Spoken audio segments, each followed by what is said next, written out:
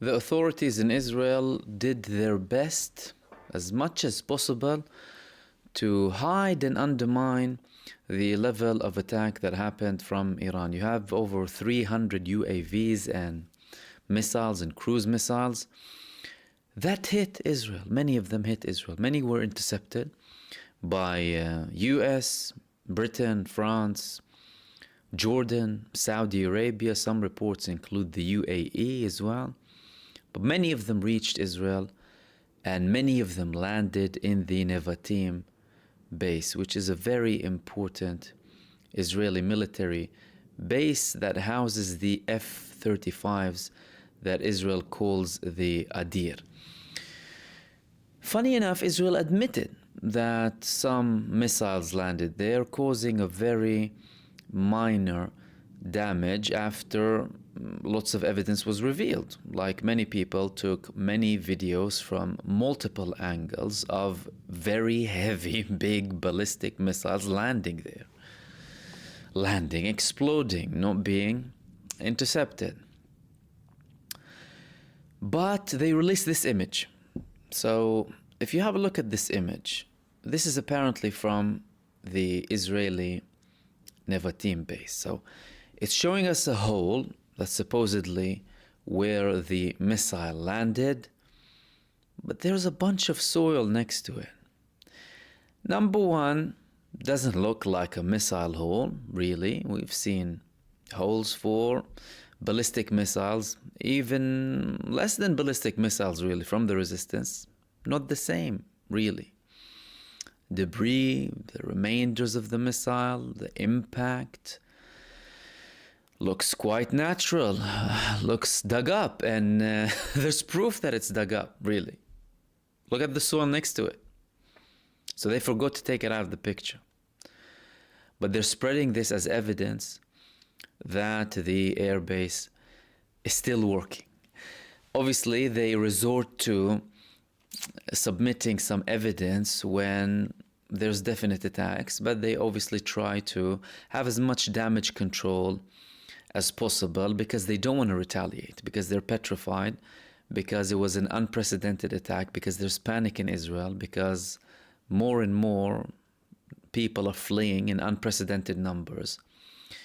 And the US gave them a cold shoulder after this unprecedented attack, that we're not going to help you with Iran. So obviously they're going to have to show it as if it's, an ineffective attack.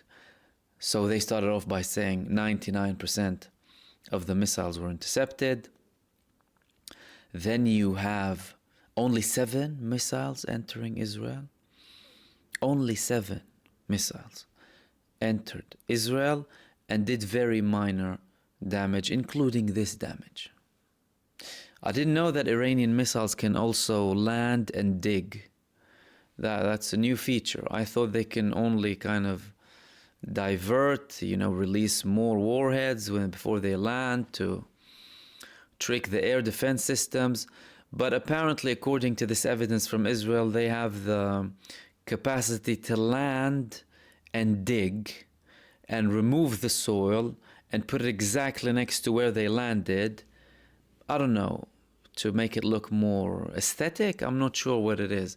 But this is just another example of the lies, really.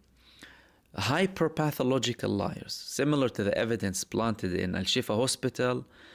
One image you have a machine gun, the other image doesn't have a machine gun. Even the BBC, for heaven's sake, spotted that and reported it.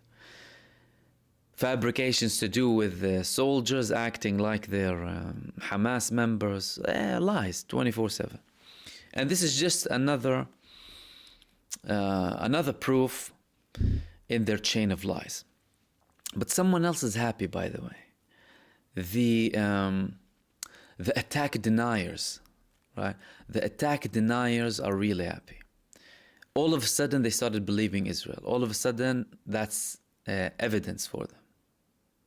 So Israel was a massive liar, but when it comes to Iran, they say the truth. All of a sudden, that's evidence. They had to undermine what Iran's done and to obviously cover up their shameless and backward, and what else can you call it? Immoral stance, immoral position when it comes to the Palestinians. All of a sudden they believe Israel. They'll be like, look, this is what they've done. A couple of holes, and it was coordinated with the US, and everyone knew. Iran did a very calculated attack to not attract any repercussions within international law. They attacked military bases, and they notified the UN, and done deal. Legit response for an illegal act against their sovereign soil. Consulates and embassies can be considered sovereign soil. And obviously that's apart from the monitoring systems that you have, monitoring any enemy action, really, any action of countries that you don't like. Plus Iran already told you we're going to retaliate, so everyone's going to keep an eye on them. And you have satellites. What do you think? All of a sudden they started trusting Iran and not looking at anything? So they believe them.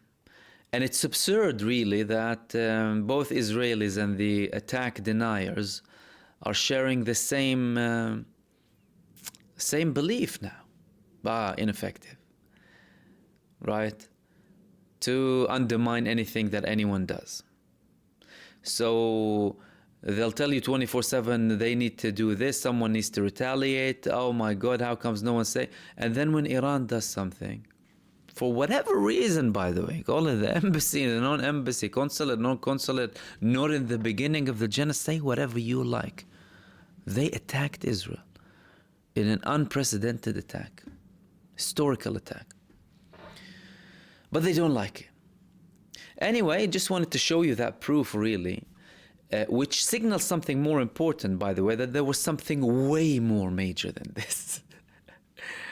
When Israel is forced to admit that something happened and they resort to cinematic propaganda and faking evidence, that means something massive happened, and that base was hit very massively alongside other strategic places in Israel. This was the main thing that I wanted to talk to you about in this video, and I'll see you soon in the next video. Take care.